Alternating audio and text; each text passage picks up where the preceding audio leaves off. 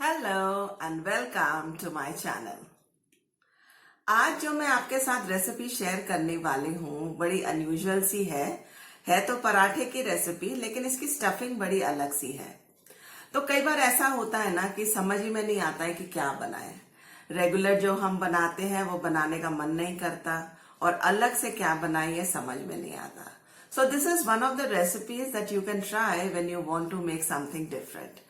तो इसकी जो स्टफिंग है ये बनती है बीकानेरी भुजिया से, या जिसको हम सेव भी बोलते हैं।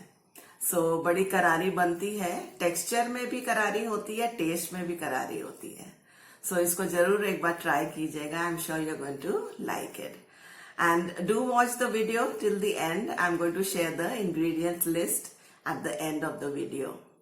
And yes, there is Zorro in the background. He's taking his nap while his mother is working in the kitchen.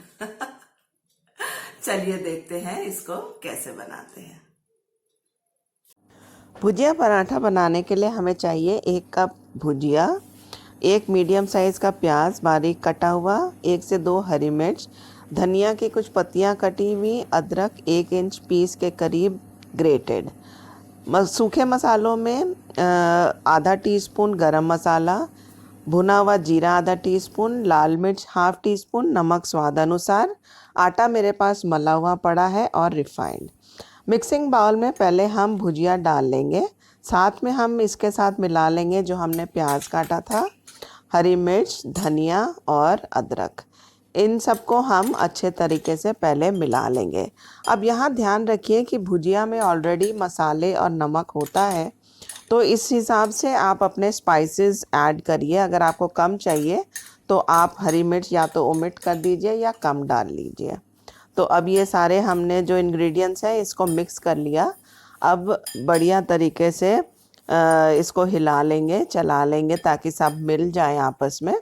और अब इसमें हम पाउडर्ड मसाले डाल लेंगे। आधा टीस्पून के करीब गरम मसाला है और भुना हुआ जीरा का इसमें अच्छा टेस्ट आता है, तो भुना हुआ जीरा मैंने डाला। अगेन यहाँ लाल मिर्च आपको अगर कम स्पाइसी चाहिए तो मत डालिए, वैसे भी मैंने हाफ टी स्पून ही डाला। और नमक भी स्वाद अनुसार उतना ही डालिए जितना कि आपको प्याज वगैरह में चाहिए, क्योंकि भुजिया में ऑलरेडी नमक मसाला है। अब ये हमारा मिक्सचर हो गया तैयार। अब हम चलते हैं सीधा इसको स्टफ़ करके पराठे बनाने की तरफ। तो चलिए अब नेक्स्ट स्टेप पे आ जाते हैं। पराठे बनाने के लिए पहले मैंने तवा गरम कर लिया और अब जो है मैंने एक पेड़ा आटे का लिया। जितना हम पराठे नॉर्मली पराठे के लिए लेते हैं उतना ही हमें इसका पेड़ा लेना है। अब यहाँ मैं आपको 2 टिप बताने वाली हूँ जो कि पराठे के लिए, आप किसी भी पराठे के लिए इस टिप को इस्तेमाल कर सकते हैं। तो सबसे पहले जो है थोड़ा सा इसको हम बेल लेंगे और बेलने के बाद अब इसमें जो है स्टफिंग डालेंगे। अब स्टफिंग जो है मुझे खासकर शायद पंजाबियों को पसंद ही होता है कि हम अच्छी तरह के इसको भर के खाते हैं। तो स्टफिंग हमने अच्छे तरीके से भर ली और अंगूठे से दबाते हुए इसको साइड्स को क्लोज कर लिया। अब ये जो आटा जब हम इसको जोड़ते हैं पराठे को, तो जो एक्स्ट्रा होता है वो मैं हटा देती हूँ। तो ये टिप थी कि इससे क्या होता है कि हटा देने से फिर जो आटा का एक गठा हुआ पोर्शन बीच में जो आता है वो नहीं आता और बड़ा इवनली ये स्प्रेड होता है। तो ये थी पहली टिप कि जो एक्स्ट्रा आटा है वो आप निकाल दीजिए। अब इसको जितना पतला हो सकता है मैंने इसको बेल लिया है और जो मसाला है वो चारों तरफ इसको बढ़िया तरीके से फैला लिया है। तो अब ये बेल के तैयार है। अब इसको मैं डाल दूँगी तवे के ऊपर। तो ये गया पराठा हमारा तवे के ऊपर। अब जितनी देर ये सिकता है मैं एक और पराठा आपको बेल के दिखा देती हूँ। तो नॉर्मल जैसे हम बाकी सब स्टफिंग करते हैं वैसे ही स्टफिंग है, बस एक यही था कि आटा इसमें जो है वो हिसाब से कम डलता है, क्योंकि हम जो एक्स्ट्रा आटा है वो निकाल देते हैं। और थोड़ा बहुत अगर पराठा फटता भी है तो उसमें कोई दिक्कत नहीं है, मुझे तो कोई परेशानी उसमें लगती नहीं है कि अगर बीच में से थोड़ा बहुत अगर वो क्रैक भी हो जाए तो। अब फिर से मैंने मसाला बढ़िया से इसमें डाल दिया। अब जितना ये मैंने मिक्सचर बनाया है इसमें से आसानी से आपको ये 4 या 5 पराठे बन जाएंगे। तो डिपेंड करता है आप how much you are filling the stuffing, but normally 4 to 5 parathas easily बन जाएंगे। अब अगेन मैंने जो एक्स्ट्रा आटा था वो निकाल दिया और पेड़े को दबा दिया और अब इसको भी मैं बेल लूँगी। तो साथ ही साथ हमारा जो पराठा तवे पे है वो सिक रहा है और इसको अब आप देखो कि मैंने अभी तक कोई ऑयल नहीं लगाया। तो टिप नंबर 2 ये है कि जब तक पराठा जो है वो सिक ना जाए, यानी कि दोनों तरफ से थोड़ा उसमें लाली ना आ जाए, उससे पहले आप ऑयल मत लगाइए। अगर उससे पहले ऑयल लगाएंगे तो जनरली ज़्यादा ऑयल लगता है।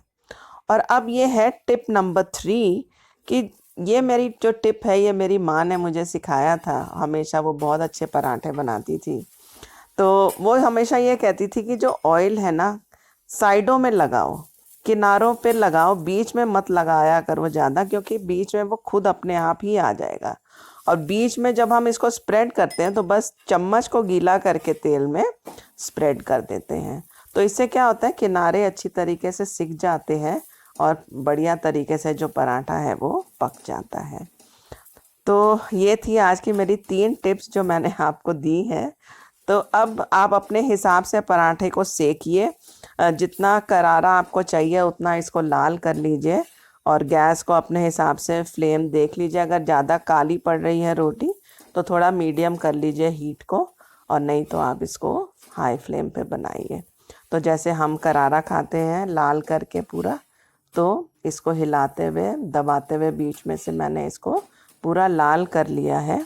अब ये पराठा जो है सिक के तैयार है परोसने के लिए। ये लीजिए। तो ये है हमारी थाली जो कि हमने सजाई है। अब आप देखिए ये जब इसको परत खोलते हैं तो कैसे वो पूरी स्टफिंग जो है वो फैली हुई है, और इसका टेक्सचर भी काफ़ी कुरकुरा करारा सा रहता है दही, अचार और मक्खन के साथ। तो ये थी मेरे भुजिया वाले पराठे की रेसिपी। तो इसको जरूर ट्राई कीजिएगा, अलग टाइप की बनती है, मजेदार बनती है। So more videos coming up. Do like, share, comment on my channel. Let me know how you're liking my recipes.